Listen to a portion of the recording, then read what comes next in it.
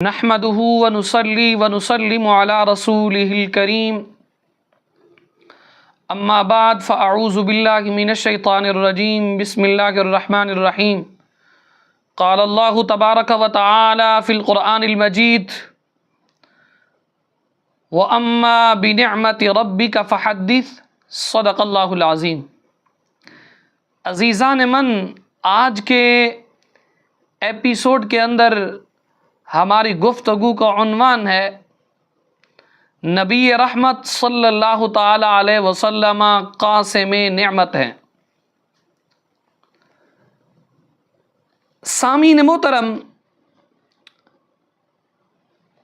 نبی پاک صلی اللہ تعالی علیہ وآلہ وسلم کی ذات، آپ کی ذات نعمتوں کو بانٹنے والی ذات ہے۔ اللہ تعالیٰ کی تمام نعمتیں آپ کے در دولت سے نصیب ہوتی ہیں۔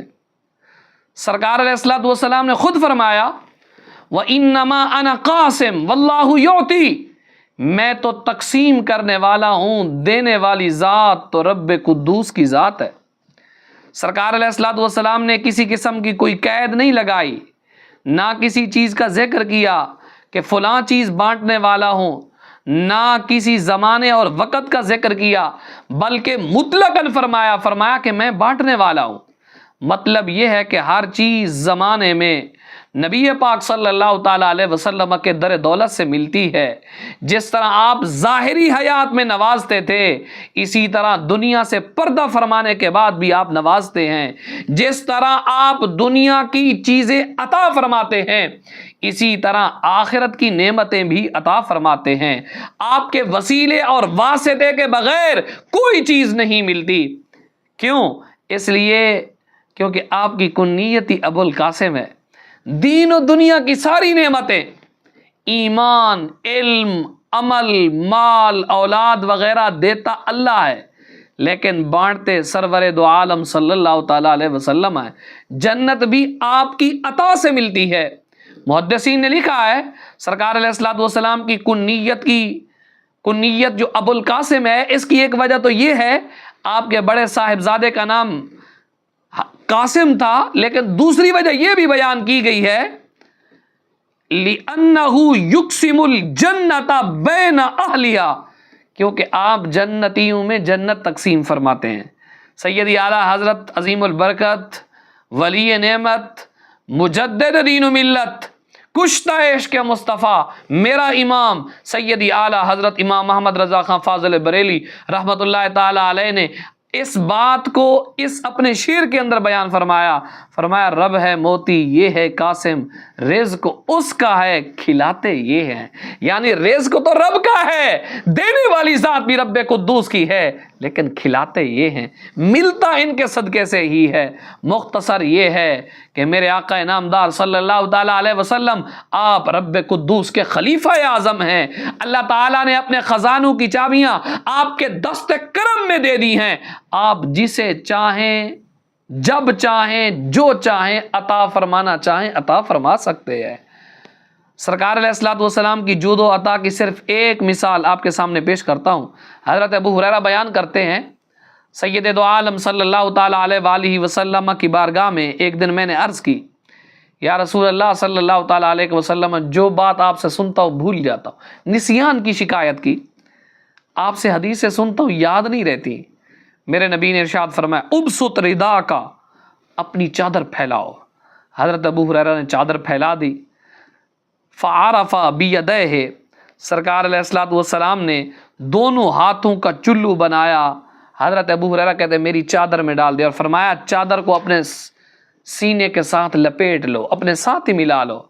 حدیث کے الفاظ ہیں فَضَمَمْتُهُ فَمَا نَسِيتُ شَيْئًا بَعْدَهُ، حضرت ابو ہریرہ کہتے ہیں میں نے اس چادر کو اپنے سینے سے لگایا، اس کے بعد میں کبھی بھی کوئی چیز نہیں بھولا۔ سبحان اللہ، کیا شان ہے عطا فرمانے کی، کیا طریقہ مقدس ہے نوازنے کا۔ کیونکہ حضرت ابو ہریرہ رضی اللہ تعالی عنہ کو بکثرت حدیث سے یاد ہیں، یہی وجہ ہے۔ آپ ذرا اس کو اس آئینے کے اندر دیکھیے، سرکار علیہ الصلوۃ والسلام کی دعا کا فیضان ہی تھا حالانکہ کچھ صحابہ کرام تو ایسے تھے جو مکہ میں اسلام لے آئے، 13 سال مکہ میں میرے نبی کے ساتھ رہے، پھر سرکار علیہ الصلوۃ والسلام ہجرت کر کے مدینہ طیبہ آئے، 10 سال وہ صحابہ کرام مدینہ طیبہ میں بھی آپ کے ساتھ رہے، لیکن چند 100 احادیث روایت کی۔ دوسری طرف حضرت ابو ہریرہ ہیں جنہوں نے 7 ہجری میں اسلام قبول کیا ہے، چند سال میرے نبی کے ساتھ رہے ہیں، لیکن آپ کی مرویات کی تعداد 5374 ہے۔ 5374 احادیث حضرت ابو ہریرہ سے مروی ہیں۔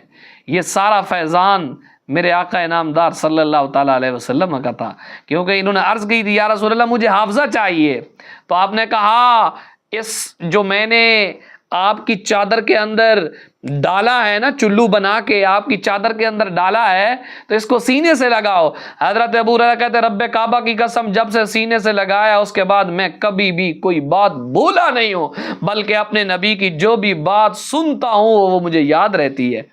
یہ نہیں ہے کہ سرکار علیہ الصلوۃ والسلام اپنے ظاہری حیات پاک کے اندر نوازتے تھے، اب نہیں نوازتے، نہ سرکار علیہ الصلوۃ والسلام جس طرح اپنی حیات ظاہری میں اپنے غلاموں کو نوازتے تھے، دنیا سے پردہ فرمانے کے بعد بھی رب کی عطا سے اپنے غلاموں کی دستگیری فرماتے ہیں۔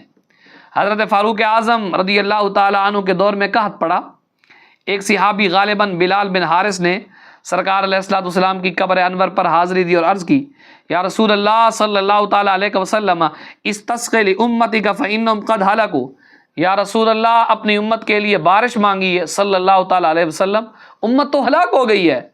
بلال بن حارث کہتے میں اتنا کہہ کر واپس آیا، میں گھر میں سو گیا، خواب کے اندر میری قسمت کا ستارہ چمک اٹھا، میری مقدر عروج پر پہنچ گئے، میرے نصیب مہک اٹھے، اور خواب کے اندر مجھے کائنات کے والی مدینے کے تاجدار جناب سیدہ آمنہ کے لال ہمارے آقا انعامدار صلی اللہ تعالی علیہ وسلم کی زیارت ہوتی ہے۔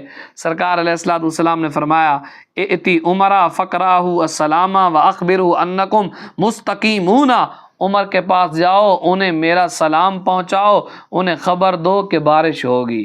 اور پھر ایسا ہی ہوا کہ آدھا دن بھی نہیں گزرا تھا، 6 سے 7 گھنٹے بھی نہیں گزرے تھے، رب کعبہ کی قسم رب نے ایسی بارش دی، ایسی بارش دی، وہ قحط بھی جاتا رہا، جانور بھوک سے جو مر رہے تھے ان کے مسائل بھی حل ہو گئے، ہر طرف سبزہ ہو گیا، ایک خوشی کی لہر دوڑ پڑی۔ اور سیدی اعلیٰ حضرت عظیم البرکت نے اس کو اپنے اشعار میں یوں بیان کیا، ایک شعر کے اندر اس پوری بات کو یوں بیان کیا، فرمایا مالک کونین ہیں گو پاس کچھ رکھتے نہیں، 2 جہاں کی نعمتیں ہیں ان کے خالی ہاتھ میں۔ آپ اندازہ لگائیں میرے نبی کو رب کریم نے اپنی نعمتیں تقسیم کرنے والا بنایا، ہمیں جو کچھ ملتا ٹھیک ہے دیتا رب ہے، لیکن اگر وہ ملتی ہے تو میرے نبی کے در دولت سے ملتی ہے۔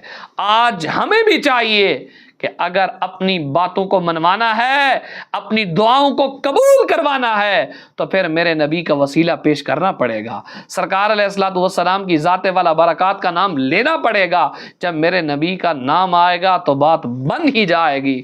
دعا ہے رب ذوالجلال کی بارگاہ میں رب جل وعلا ہمیں اپنے نبی پاک صلی اللہ تعالی علیہ وآلہ وسلم کی تعلیمات پر عمل کرنے کی توفیق رفیق نصیب فرمائے۔